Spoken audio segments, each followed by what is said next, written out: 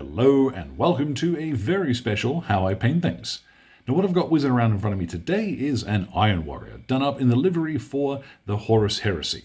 Now one of the great things about the Iron Warriors is that they didn't change all that much between the Heresy and the 40k period, so anything that works now works for armies in both games, whether it be the Horus Heresy or Warhammer 40,000.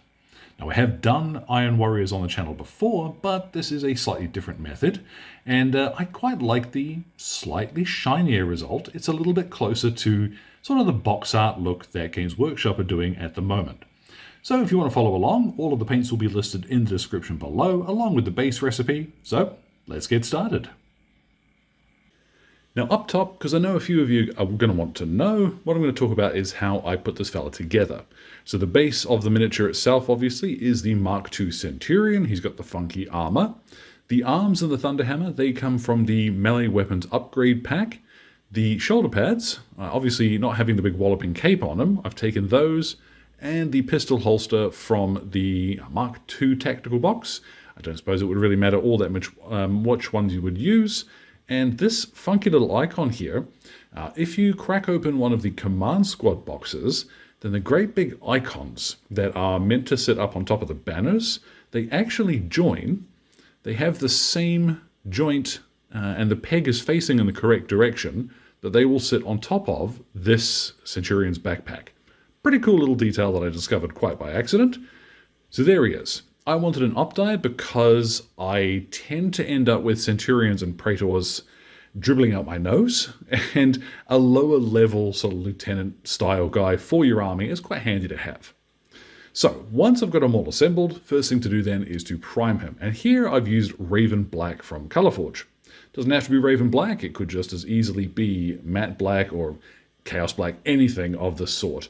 I've used Raven Black because honestly it is the easiest to see what I'm doing, and it's not going to make a huge difference to our finished product. So to start off, what I have is Heavy Metal from the Army Painter. Now this one's from the John Blanche range, but you can pick them up individually now. We are going to just bash this over pretty much the entire miniature. Certainly over all the armor, all the metal bits, so honestly, pretty much everything. It will cover pretty well. And bits that are going to be gold and what have you later on, just jam this straight over the top too. We do not need to be careful with this at all. Once you have brushed on a section, try and move away from it, because if you keep going over the same spot over and over, what's going to happen is you're just going to lift off paint, which would otherwise be settling. So jam on a quick blast of it and keep moving. And by the time we've gone around him once, if we find any bits that we need to come back and touch up with a bit more of this stuff, it'll be dry and ready for a second coat. Now after a couple of passes, you'll have a nice solid deep silvery color. Now folks quite often ask, well, how come mine doesn't look as bright as yours does? Short answer, put it under a bunch of lights. Yours will look more like mine. That's why I try and make sure that the lighting at the end and for the thumbnails and what have you is closer to accurate. Anyhow, what I'm going to do now is grab myself a little bit of foam. This was plucked off of a sound baffling board. You know those big foam things with all the funny little triangles on them? They make for wonderful little splotch brushes. What I'm going to do is pop some gunmetal over pretty much the entire miniature again. But I don't want it to be particularly solid. What I want is a little bit of that iron patina. So over all of the armor. Now we are going to hit parts that aren't going to be silver later on, but don't worry, this is just going to add a little bit of visual interest to our silver parts. Now that is a little exaggerated on the camera here, but we've got loads of texture on that armor now. It's beautiful. What I am going to do is I've got here some Grimdark Shadow and Speedpaint Medium. I've mixed this down 2 parts of the wash to 1 part Speedpaint Medium. You could also use this neat. There's nothing saying that you can't. But what I'm going to do is thin it out a little. And what we get then is this nice, greasy, greenish black. It's just beautiful for this iron armor. Now I'm going to go over, I'm going to say it again, his armor with this. But I am going to leave, if he's got a bolter, leave that. The head of his hammer here, I'm not going to paint this on. I'm concentrating just on the armor with it. Luckily, Goes over nice and quick. Now that is a wonderful, deep, but still bright silver. It is a lot less grimy than you see my usual Iron Warriors. I really like that. What we'll turn to next, because we're going to paint a little bit of the gold stuff later, but now it's going to be easiest if we lay down the yellow for our hazard stripes. Now I have here Inner Light, and I've thinned this down a little bit with some water, so it's not going to cover perfectly, but it will cover pretty well. And the best thing is that going over something which has got a little bit of silver to it, it's almost like going over white. Now, I remember when I was a lad, Iron Warriors tended to have only, a couple of hazard stripes on them, where these days it tends to be, they're running around like a pack of angry bumblebees. But hey ho. I'm going to do a shoulder pad and this knee pad. And a couple of coats of Inner Light should be sufficient. Just once you've laid it down, move away from it and don't keep moving your brush over parts that you've already painted, because you're then going to lift up the half-dried paint and it will start getting messy and textured and yuck. Now, full disclosure, that did take me 4 coats. However, as I was thinking about this and thinking, gosh, that took a long time, I would as likely have used a couple of coats of like a brown or a pink or something, and then put another couple of coats of that yellow over the top. So doing it all in one go and just letting it dry between each stage, that's not going to save you or cost you all that much more time. What I'm going to turn to now is matte black. And we're not going to jump straight to the stripes. What I'll start with is the areas that are going to be black. So bits like the belly plate, up on the icon here, I'll also paint this in black. If you've got a fella who's carrying a bolter, of course paint that too. But I want to lay down these parts before I get to the hazard stripes. And for the stripes themselves, I'm going to share with you the bit of advice that clicked for me just a couple of days ago, and I wish I had realized earlier. I'm right-handed, so I find it easier to draw a straight line from left to right. Okay? That's such a silly thing to have to say out loud, but it genuinely took me ages to figure out that that was the way that was going to help me do these stripes. So I've thinned down my paint just a little more than usual. And what I'm starting with here is not actually going to be the edge of the stripe. You want to start from roughly the center of where you want the line to be. And then we can start bulking out and straightening them as we go. So just by laying down a couple of these first of all, it's going to give me the general outline of the lines. Now, anywhere that you do end up, going a little bit overboard with the black, don't worry too much, because we'll be able to fix that as one of our next steps. Now, if you need to, you can grab yourself some fresh yellow, whichever it is you're using, and get in and start straightening out those black lines. This is a little easier than going straight over the base coat too, so don't worry too much if you've got to do this. And it also doesn't need to be perfect, because remember, we are going to slap the Legion logo over the top of this. Mine are never straight. These stripes, I cannot get them straight, so if you've got any cunning tips that work better than mine, use them. As I'm fond of saying, we'll wait and see how that turns out. What I'm going to turn to now, I'm going to use 2 separate colors for the functional sort of brassy parts and the decorative brassy parts. So for the decorative stuff, what I have here is true brass, and I'm going to paint this over all of the trim, little fancy weapon parts, anything which looks like it is, like I said, decorative rather than functional. Now, this will cover fairly well, and it is super, like it's quite bright going on, but keep the faith, because we have got plans for this as we go. And then for any functional parts of the weapons, what I have is weapon bronze, and this will be for bits like here on the Thunderhammer. You could paint the rounds in the bolter magazines with this stuff. It's up to you. I just like these to have a slightly different look to one another. Now we are getting somewhere. What I'm going to do is grab some Barbarian flesh. I tend to see Iron Warriors as being quite pale, kind of gross. And you'll find that this will, same as most of our other light colors, need a couple of coats. I'm going to do this now so that when I make a mess, not if, when I make a mess on that little face mask part, I can tidy that up later with some silver. Now with his skin done, if he's got any of course, I'm going to go ahead and pop on some of the leather details. For this I'm going to use Tree Ancient. I think I've got a little bit much on my brush there. There we go. So his holster if he's got one, and on the haft of his Thunderhammer here, just a quick blast of this. I like it because it is a leathery colour, and a little bit of warmth is going to go quite well to offset all of the steel appearance of the armour. Now with this face mask, what I'm going to do here is use Death Metal. Now this is a purely optional. I'm using it because I just like the colour. It is this really deep, kind of yellowy. It's an oily, iron, kind of rusty. It's a perfect colour for, you know, Iron Warriors. But a tough one to describe. You could just do this in the same gunmetal as everything else. I just feel like being a little bit extra. So for those other parts of his mask, I am then going to use gunmetal. So now we get to the fun part, which is to shade him. And I'm going to do this in 2 stages.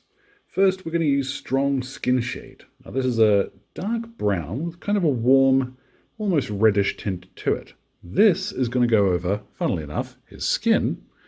But once I've done this, this is also going to go over all of the bronze bits that we did in True Brass.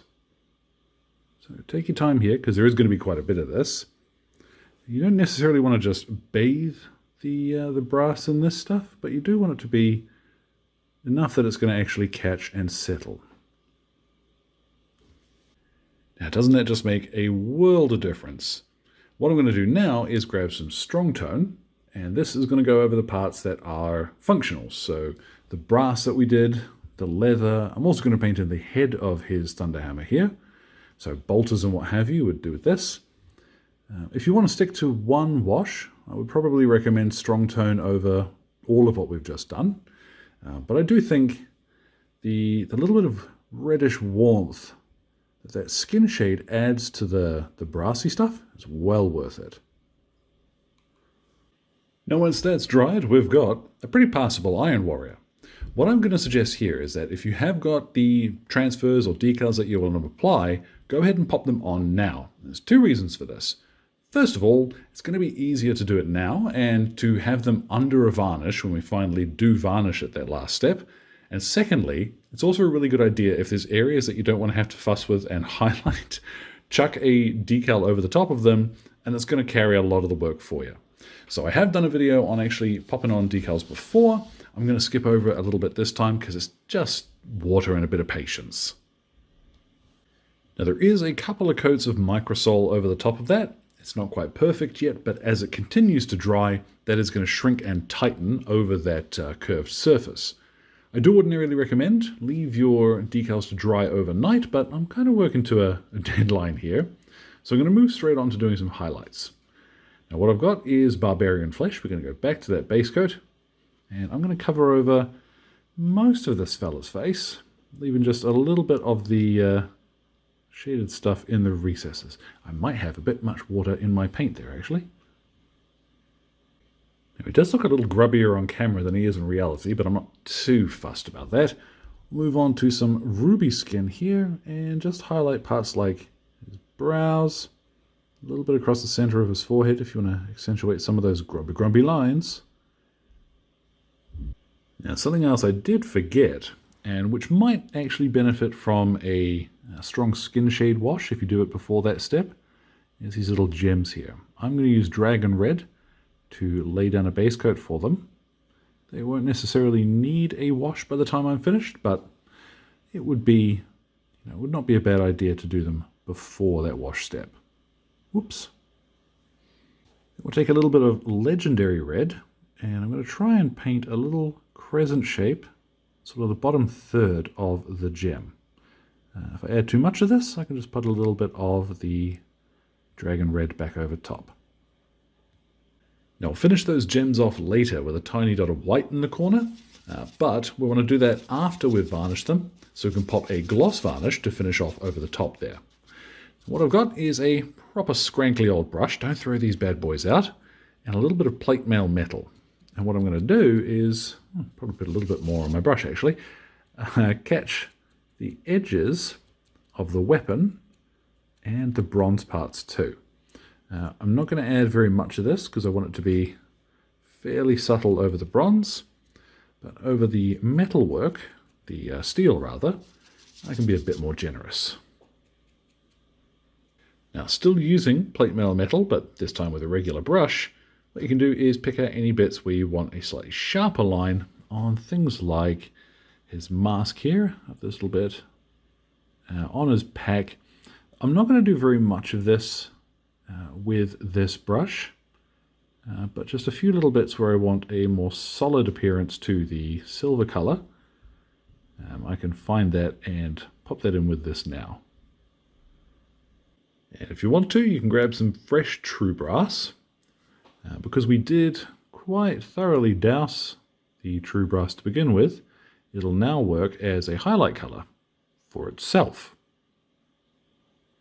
Now, if you do want to highlight the leather stuff, what I've got here is fur brown. This is getting into the realm of, on basic troopers, I would probably not bother with this.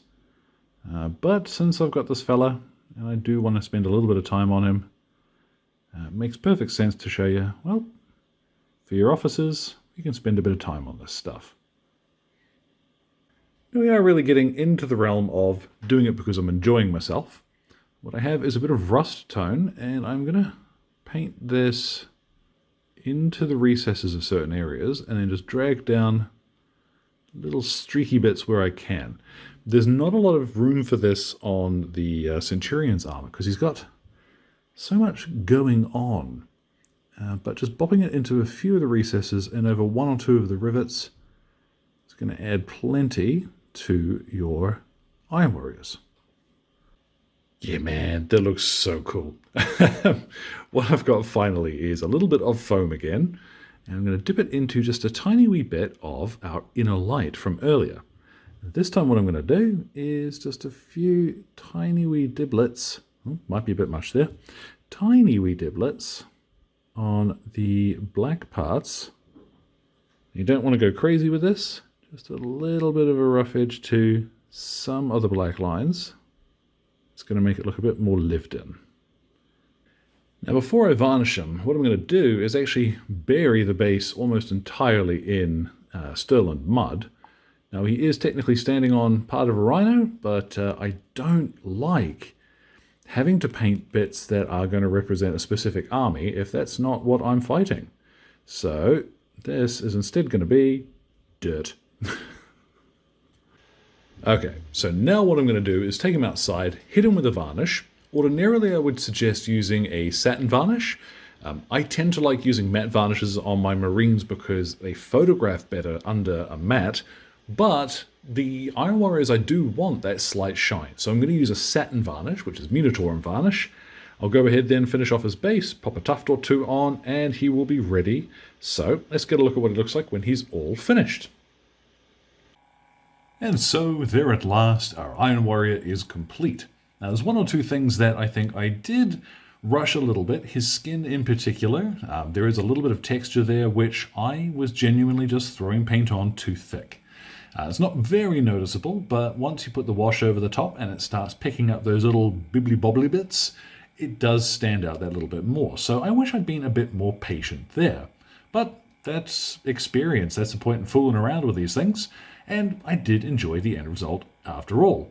The satin varnish does a lot to bring everything together, and it doesn't dull down the metalwork, so we still have that funky shine to everything.